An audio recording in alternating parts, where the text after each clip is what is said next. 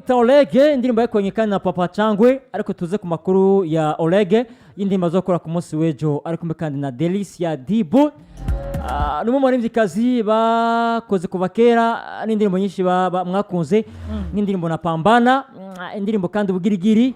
ni za Delicia nuko ku munsi w'ejo rero sazi ibiri z'igitondo nakoze gatondo hazosoka ni gospel na Oleg gospel kweli ni gospel ntuzi ko afite indirimbo na mu pasteur na pasteur Terence eka nta gospel iyo azoba ari secular nasi ino ndirimbo zosoka ejo azaba afite ibikamyo z'iki ni audio video hako ntuza iyi video iri anatante kwanza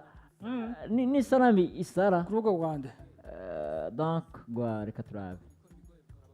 gusa kazo cyafita ni kimwe kuri Oleg of course kwa tabizi bade nta YouTube gifise asumida gifise iri kwa Delicia ngatangaye aho ni sawa undi kwa Oleg nivyo kuno yoshira he Oleg nta YouTube afise ubu abona afise indirimbo ni ya Delicia indirimbo ni ya Delicia niyo mpamvu nta nibasikata mpamvu yo kuvuga ko indirimbo ishobora kuja kwa Oleg nashobora kuba atari urubuga afise nawe yakuba afise urubuga indirimbo ni ya Delicia. Okay.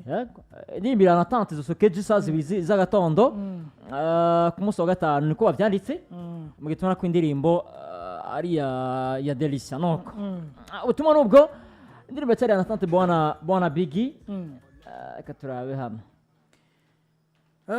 nako ndavuga nti rero kuri Oleg kubihura biraba Oleg ni umwe mu baririmbyi bafise amateka menshi bakoze bafise byinshi bakoze afise hit nyinshi za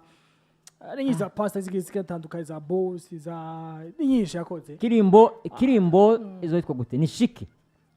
shike niyo ndirimbo ya Delicia azokwana kana Oleg ku munsi w'ejo sango izo so ku munsi w'ejo basize donc iranatante kugira ngo ejo saa zibiri z'agatondo izo imaze kuja hanze donc ni masterend producer ni Gigabit nako mastering kandi Gigabit nako yakoze gese umva yakoze beat vyose okay amasanamu akozwe kandi na Lozong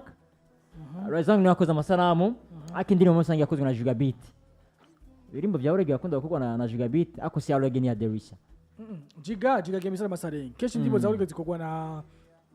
zakorwa mu tiba mutwa muri Uganda yitwa Hot Mix haro n'izindi zakorwa na John James producer izi zakorwa za Oleg zakozwe na One Way niba producer maze ko ndimbo za Oleg kushino tuvugana ariko misana masagi byakogotswe na Gigabit kushino sa so rero akuribaza ko ino shwayo ya Gigabit shwa ko yakozwe no yagizwe no mudada kwa Giga Delicia akaro yagize ino mind ko ashobora kurigwa na Gigabit abaho mudada mbega uno mudada